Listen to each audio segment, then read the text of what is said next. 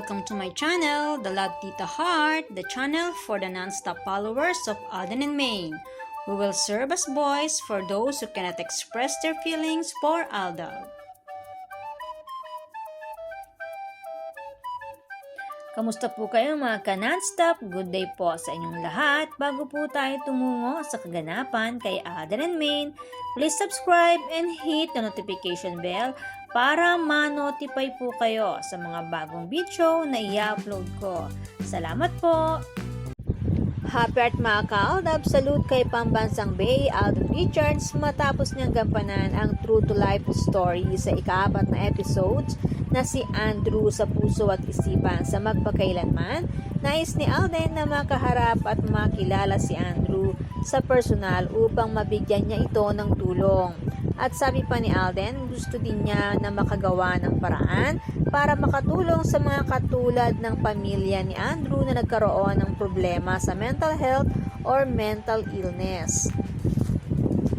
Grabe ang kabaitan ni Alden. Ang swerte talaga ng isang Mrs. Nicomende Pokerson kay Richard Pokerson Jr. Sa bagay, pareho naman silang swerte sa isa't isa. Parehong maganda at gwapo at may mabuting puso para sa mga nangangailangan. At parehong nagsasakripisyo para sa kanilang mga chikiting. Kaya naman isang bagger sa business outlet ang sinasabing kinumpirma nito na ang mag-asawa ay magkasamang namili sa sinasabing business outlet. Ngunit nakiusap si Tisoy sa isang fans na siya na lang ang kuna ng picture at huwag isama si Mengay. Yan po ang kinumpirma ng sinasabing bagger. Sa bagay noon pa man kapag may nakakita sa kanila na magkasama, lagi silang nakikiusap na huwag picturean na magkasama. Lalo na nang nag-uumpisa pa lang ang sarswela kung hindi po ako nagkakamali. Isa na naman po itong dagdag sa resibo ng mga Aldab Nation. Maraming beses nang nakikita ang mag-asawa na magkasama sa pampublikong lugar. Samantala, mukhang nalalapit na ang showing ng 5 breakups and a romance ni Alden and Julia Montes. Dahil may pasilip na sa love scene nito, maalaala na sinabi ni Julia Montes and Alden Richards mismo na may ginawa or ginamit silang magic sa kanilang love scene. Nabanggit nila ito matapos ang shooting nila sa Singapore. Mapapansin na ang maganda at mahabang buhok ni Julia ay biglang pinagupit ng maiksi na nahahawig sa buhok ni Mrs. Nicomende Pokerson. Kaya naman kapag nakatalikod ito ay mapapagkama lang si Mengay. Kaya naman sa sinabi ni Julia at Alden na may magic silang ginawa sa love scene, masasabing hindi lang si Alden ang dumodouble sa pelikula ni Maine, kundi si Mrs. Pokerson ay dumodouble rin pala. Kaya naman mukhang makatotohanan ang kissing scenes nila.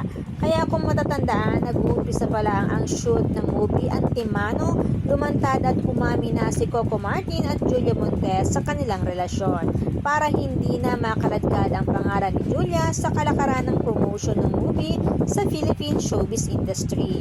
Kung matatandaan sa isang online interview ni Alden para sa ika-10 taon niya sa showbiz, may nagtanong kay Alden, handa ka na ba gumawa ng bed scene kasama si Maine Mendoza?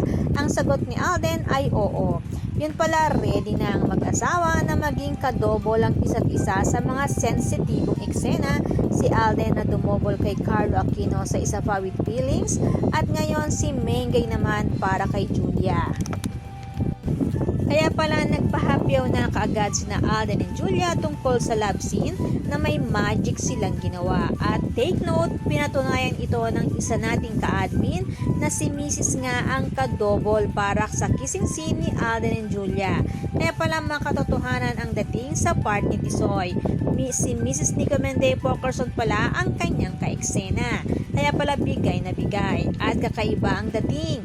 Asawa niya pala ang totoong ka-eksena niya. Ito pala ang sinasabing magic ni Julia at Alden. At pinasilip din ni Direk ang larawan na ito sa sobrang pagod na tulog na si Alden. Halatang walang pahinga. Sa bagay kapag ganitong lumalaki na ang pamilya at marami kang gustong tulungan at gusto mong ibigay ang magandang buhay para sa asawa at anak, for sure ganito talaga ang magiging eksena sa totoong buhay. natutulog na lang sa pagod.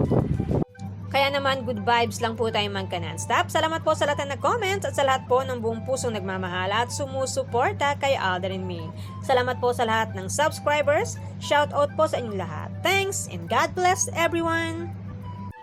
Salamat po sa lahat na nag-comment. Shout out po sa inyong lahat. Sorry po, hindi ko na po kayo iisa-isahin.